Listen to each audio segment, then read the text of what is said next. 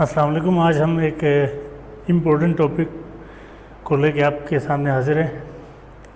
Topic है train से related problems जो कि एफपीएससी एग्ज़ाम में अक्सर पूछे जाते हैं। तो बहुत सारे लोगों को ये सॉल्व करने के लिए प्रॉब्लम होता है। तो इसमें हम 6 से 7 मुख्तलिफ़ केसेस हम देखेंगे, मतलब मुख्तलिफ़ फॉर्म्स ऑफ क्वेश्चन हम देखेंगे कि जो कि अक्सर एफपीएससी के पेपर्स में आ जाते हैं। पहला केस हमारे पास है कि हमें बताया जाता है कि कोई एक ट्रेन है, वो एक बंदे को या एक पोल को या एक सिग्नल पोस्ट को क्रॉस करने के लिए कितना टाइम लेता है। तो हम सिंपल क्या करेंगे, जो ट्रेन की जो लेंथ होगी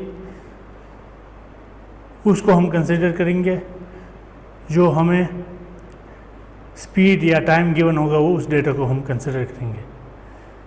अभी एक एग्जांपल है हमारे पास, a train running at speed of 60 kilometre per hour crosses a pole in 9 seconds, what is the length of the train. अभी इस प्रॉब्लम में हम बताया गया है कि स्पीड 60 किलोमीटर पर आवर है और पोल को क्रॉस करने के लिए वो 9 सेकंड लगाता है। तो हमें लेंथ ऑफ द ट्रेन हमें वी हमारे पास है वेलोसिटी 60 किलोमीटर पर आवर, इसको हम मीटर पर सेकंड में कन्वर्ट करेंगे।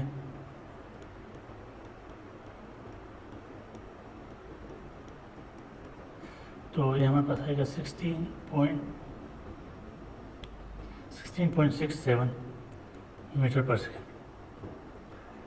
टाइम हमारे पास है 9 सेकंड। तो हमें लेंथ ऑफ ट्रेन हमें निकालना है। तो फार्मूला हमारे पास है v is equal to d divide by time. यहाँ पे हमारे पास जो d है ये लेंथ ऑफ ट्रेन है और टाइम टेकन हमारे पास है। तो सिंपली हम फाइंड करेंगे length of train is equal to v multiply by t. Length of train is equal to v हमारे पास है 16.67 मल्टीप्लाई बाई टाइम हमारे पास है 9 सेकेंड्स। तो ये हमारे पास, इनको जब मल्टीप्लाई करेंगे तो हमारे पास आ जाते हैं, इनको जब अभी मल्टीप्लाई करेंगे तो हमारे पास 150 मीटर लेंथ आ जाती है। तो हमारे पास लेंथ ऑफ ट्रेन हमारे पास हो गया 150 metre. Time taken by train of length x metre to pass a stationary object of y meter is time taken by train to cover x plus y meters। तो simple यहाँ पे बता रहा है कि ट्रेन की लेंथ x है और जो ऑब्जेक्ट है उसकी लेंथ y है। ये दूसरा जो ऑब्जेक्ट है ये कुछ भी हो सकता है, ये लेंथ ऑफ प्लेटफॉर्म हो सकता है या ब्रिज हो सकता है, कुछ भी। तो ये कितना टाइम लगाएगा, ये ट्रेन की लेंथ प्लस जो ऑब्जेक्ट है जो उसकी जो लेंथ है, इन दोनों को प्लस करके हम जो डिस्टेंस हमें मिलेगी वो वही हमारे पास जो डेटा होगी।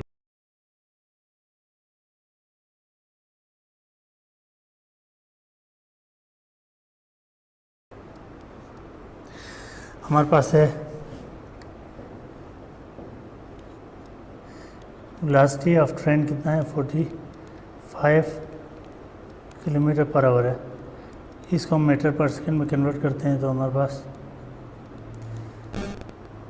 मल्टीप्लाई बाई 1000 डिवाइड बाई 3600 जब करते हैं तो हमारे पास आता है 12.5 मीटर पर सेकंड। टाइम हमारे पास है 9 सेकेंड्स, सॉरी टाइम हमारे पास है 30 सेकेंड्स। यहाँ पे हमें लेंथ ऑफ ट्रेन L1 हमारे पास है 130 मीटर और लेंथ ऑफ ब्रिज हमारे पास L2 हमारे पास नहीं है, इसको हमने फाइंड करना है। तो हम सिंपल वही फार्मूला यूज़ करेंगे, v is equal to d divide by time. तो यहाँ हमारे पास डी हमारे पास है,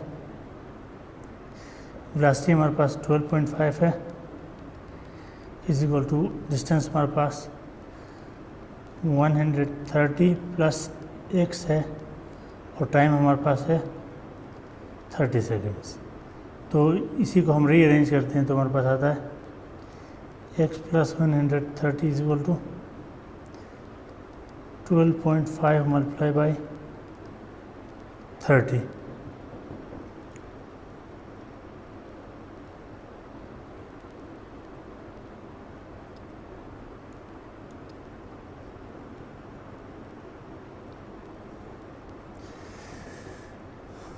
तो x प्लस 130 इस को हमारे पास आता है 375।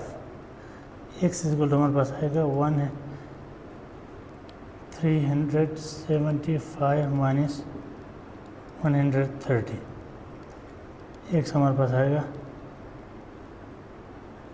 245 metre.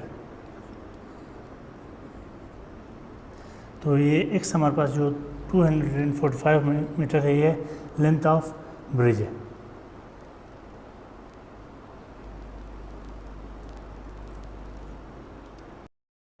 Suppose two trains or objects bodies are moving in same direction at u meter per second and v meter per second, where u is greater than v, then their relative speed is u minus v metre per second.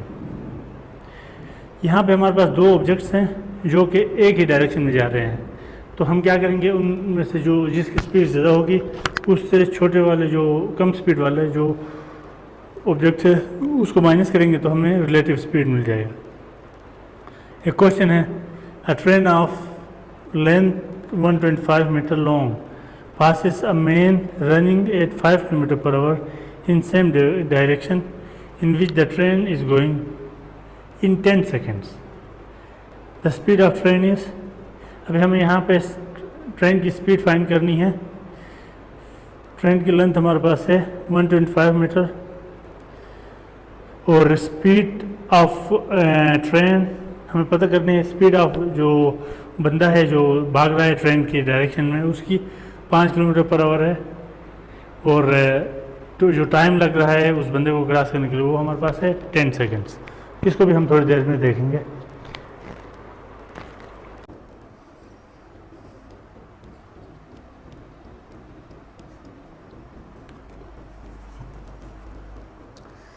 Case 3 में हमारे पास है length of train L1 is equal to 125 metre और time जो लग रहा है वो हमारे पास है 9 सेकेंड है। स्पीड ऑफ मैन V2 हमारे पास है 5 km/h। इसको हम मीटर पर सेकेंड में कन्वर्ट करते हैं।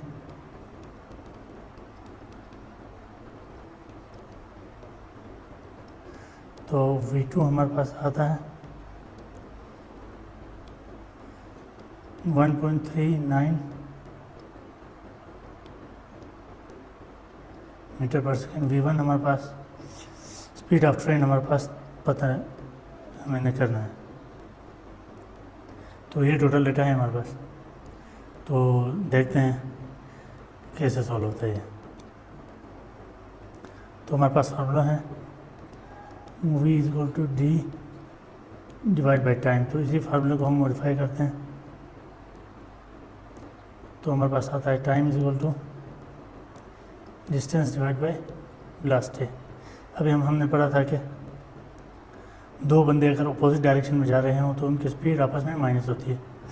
तो टाइम हमारे पास 9 सेकेंड है, डिस्टेंस हमारे पास 125 मीटर है,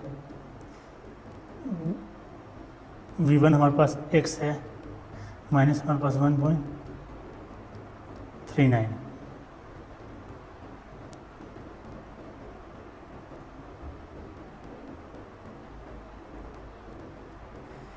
तो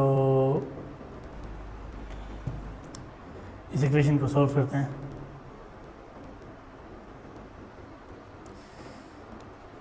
x minus 1.39 is equal to 125/9।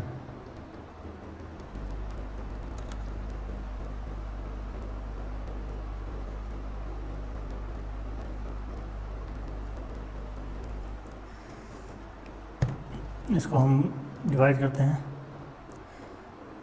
125 divide by 9 हमारे पास आता है 13.88, मतलब 13.89।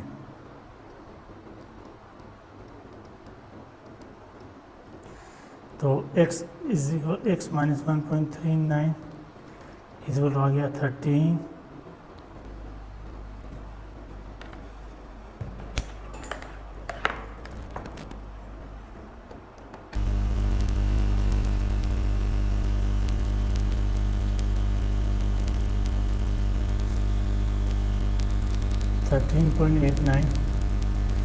और x हमारे पास आ गया 13.89 प्लस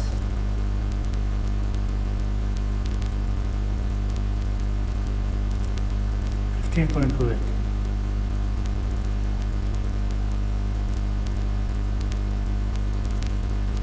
मीटर पर सेकंड, ये हमारे पास स्पीड ऑफ ट्रेन आ गया।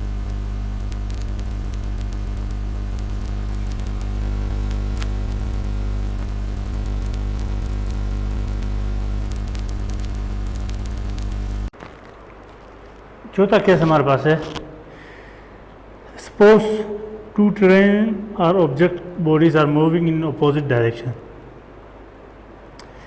Eight u metre per second and v metre per second, then their relative speed is u plus v metre per second. तो पिछला जो क्वेश्चन था इसी में ही अगर वो अपोजिट डायरेक्शन में भाग रहे होते तो फिर हम क्या करते, यहाँ पे जो माइनस दिख रहा है इसकी जगह हम प्लस लगा देते।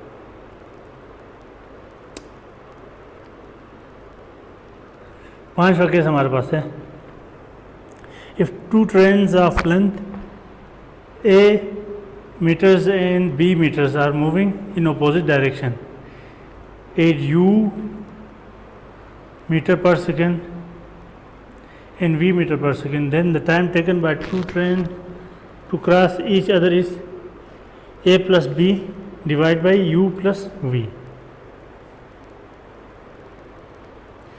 सिंपल ये है कि हम इनकी जो लेंथ है उसको प्लस करेंगे और इनकी स्पीड को हम प्लस करके जो लेंथ को डिवाइड करेंगे स्पीड से, तो हमारे पास टाइम आएगा।